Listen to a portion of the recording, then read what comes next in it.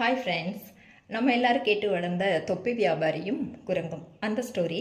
அடுத்த ஜெனரேஷன் வியாபாரியோட மகனும் குரங்குவோட வாரிசு குரங்கும் 2 பேரும் மீட் பண்ணாங்கன்னா எப்படி இருக்கும்னு சொல்லி பார்க்கலாம் வாங்க. இந்த கதையில் அப்பா சொல்கிறாரு மகனுக்கு, மகனே நீ வியாபாரத்துக்கு போனீங்கன்னா இந்த மாதிரி இந்த இடத்துல நல்ல நிழல் கொடுக்குற நல்ல மரங்கள் இருக்குது, அங்கே வந்து நீ ரெஸ்டடு, பட் குரங்குகள் நிறைய இருக்கும் அங்கே, அதை வந்து உன்னை டிஸ்டர்ப் பண்ணும்.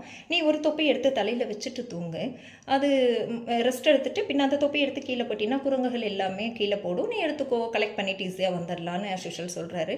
மகனும் அதே மாதிரி வியாபாரத்துக்கு வர்றாங்க. வந்த இடத்துல டயர்டு, சுற்றி ரொம்ப டயர்ட் ஆகிடுறாரு. அந்த இடத்த பார்த்த உடனே அவருக்கு பயங்கர சொர்க்கமாக இருக்குது.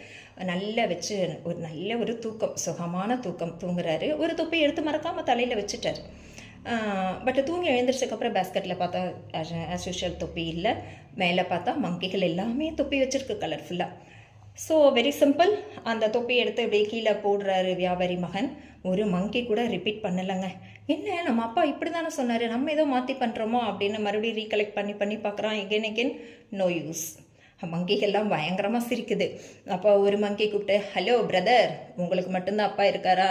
எங்களுக்கும் அப்பா இருக்கார். எங்கள் அப்பாவும் எங்களுக்கு சொல்லியிருக்காரு அவரோட எக்ஸ்பீரியன்ஸு. இந்த மாதிரி தொப்பி வியாபாரிகள் வந்தாங்க, நாங்கள்லாம் தொப்பி எடுத்தோம், பட் அவர் வந்து பண்ணின ஆக்ஷன் பார்த்து நாங்களும் பண்ணினோம், எங்களை ஏமாற்றிட்டு போயிட்டாருப்பா. மனிதர்களை நம்பாத, ஏமாத்துறவங்களும் இருப்பாங்க.